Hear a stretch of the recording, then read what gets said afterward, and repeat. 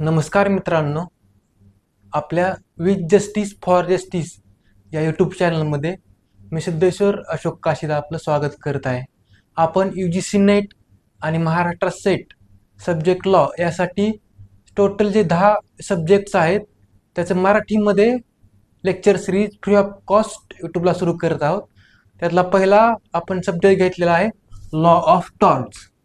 तर त्यामध्ये पहिला सब पॉईंट आहे nature and definition of tort.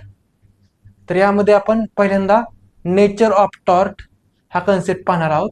तर हा जो टॉर्ट शब्द आहे, हा टॉर्ट शब्दचा मूळ ओरिजिन फ्रेंच टर्म आहे.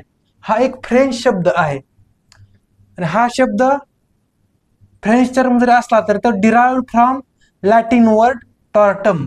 म्हणजे हा शब्द टॉर्ट हा शब्द टॉर्टम या लॅटिन शब्दापासून डिराइव केलेला आहे, घेतलेला आहे. तर हा टॉर्टम हा शब्द दोन भाषेतील शब्दांना इक्वल आहे किंवा इक्विव्हॅलंट आहे.